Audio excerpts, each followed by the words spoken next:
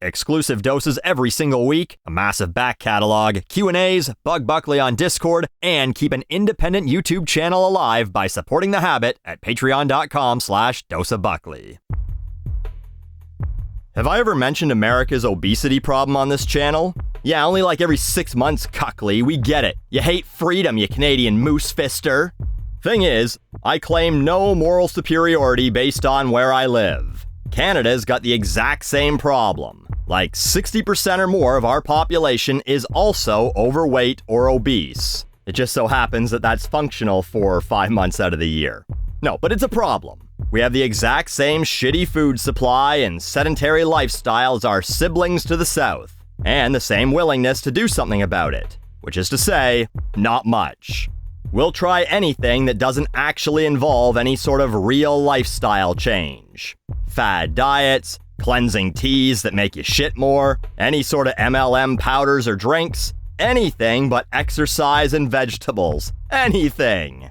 But wait. What if I told you that celebrities have found the secret solution to solve all your problems? That's right. Perhaps you've heard about the miracle wonder drug, Ozempic, that's sweeping Hollywood.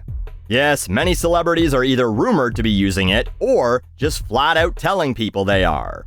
We'll get to those in a second, including what I think would have been perhaps one of the biggest scandals in celebrity history if it happened like 10, 15 years ago. But what is Ozempic? Well, it's a diabetes medication. Here's the description from the website. Ozempic is an injectable prescription medication used, along with diet and exercise, to improve blood sugar, glucose, in adults with type 2 diabetes, and to reduce the risk of major cardiovascular events such as heart attack, stroke, or death in adults with type 2 diabetes with known heart disease. And it couldn't be easier. You apparently just take 1 injection a week. And sure, it might give you pancreatitis, kidney failure, gallbladder problems, and thyroid cancer. But you know what it might also do? Help you lose weight. In fact, adults with type 2 diabetes have lost up to 14 pounds according to their studies. But wait, I don't have type 2 diabetes. How much could I lose? Well, let's ask Rebel Wilson, who apparently lost 80 pounds via the assistance of the semaglutide, after telling everyone that it was diet and exercise. And maybe that helped, but she's come clean about the fact that she has been using Ozempic to really guide that along. Or, if you just need a quick touch-up, visit Chelsea Handler's anti-aging doctor. Of course, that's a thing a celebrity would have, who she says basically hands it out like Halloween candy, and says she didn't even know she was on it, but that her doctor had prescribed it anytime she said she needed to lose a few pounds quickly. Basically, it makes you not really want to eat. It's an appetite blocker, along with a blood sugar regulator. So, you end up not feeling hungry, but also not feeling like you're gonna crash in the middle of the day. And you know who else is on it? Or something like it? Oprah. She recently stepped down from her seat on the board of directors of Weight Watchers, which she was an advocate for, because it turns out she's been fucking lying about using Weight Watchers to watch her weight. She's not counting up the fucking points. She's not going, oh, well, if I eat this, that's 7 points, and this is 4, and should I even bother to include that cookie I had? It was so small. Oh, but I gotta stay under my 30 points a day. She's just sticking the Ozempic pen in her leg like she's trying to counteract a peanut allergy, and on with her week she goes. And so, she announces this, and the stock, which was already struggling, dropped 50% in a month because its biggest spokesperson, no pun intended, didn't actually use it. That is fucking huge. Remember, she once endorsed this inspirational memoir by some ex-drug addict who turned out to be a complete bullshit artist. Talk shows talked about that for a month. It got parodied on South Park. Imagine 10, 15, 20 years ago when Oprah was at the peak of her power. If she'd been telling everyone, oh look, the system works, I follow it, and if you follow it, you'll lose weight too. And then it turns out she's just been drugging herself. They'd have run her over in the parking lot with all the free cars she gave them. But in 2024, I barely heard anything about this. Like, Oprah was the Andrew Tate for bored housewives. Imagine if Tate came out and said, hey everyone, so I'm actually a vegan. All of my sports cars are actually electric, and I believe women should be treated as equals. Imagine the uprising. Another celebrity who has come out in favor of solving your problems with drugs, surprise, surprise, is Kelly Osborne. You'll remember her as Ozzy's kind of pudgy daughter from The Osbournes. She's a stick now. She recently said she had changed her mind on Ozempic after hearing her friends talk about how wonderful it is, saying, "If there's a medication out there that can help people lose weight, then what's so bad about it?" Well, what's bad about it is, it's causing a shortage and killing diabetics.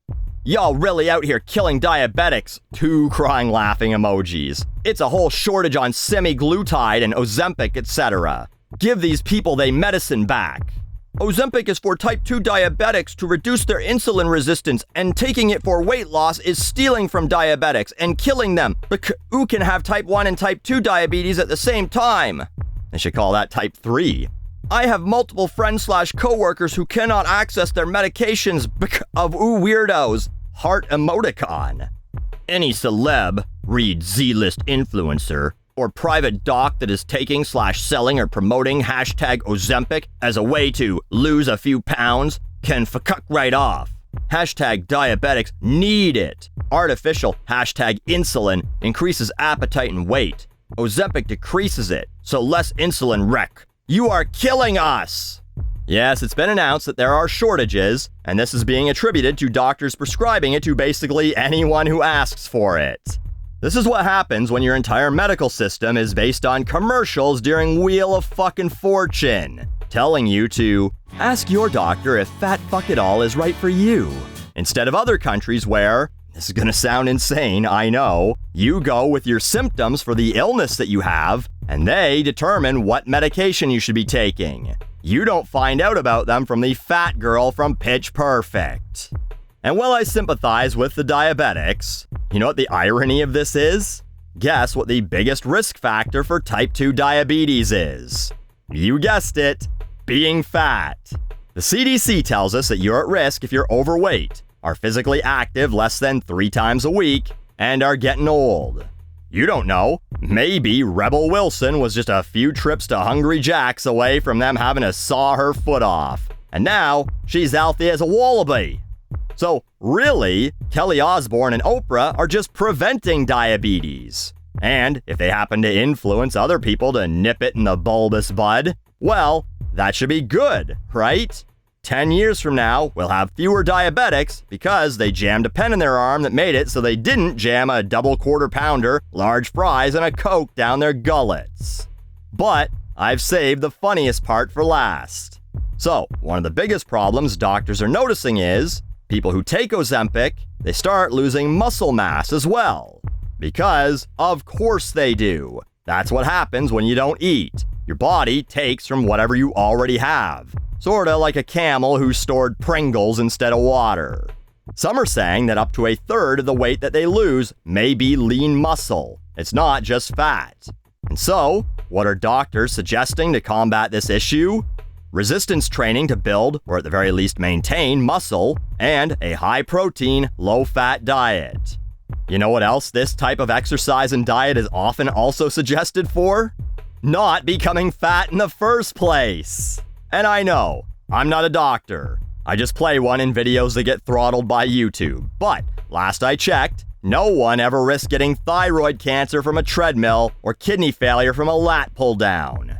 But anyway, Oprah, if you're gonna steal all the meds from diabetics so you don't have to figure out how many points a pie's worth anymore, could you at least start your show back up and do some giveaways? Invite an entire audience of type 2 diabetics and tell them to look under their seats. That's right. You get a coffin. You get a coffin. You get a coffin. Everybody gets a coffin. And if we end up with a shortage of coffins or run out of burial space, well, like everything else in America, I guess you'll just have to earn it.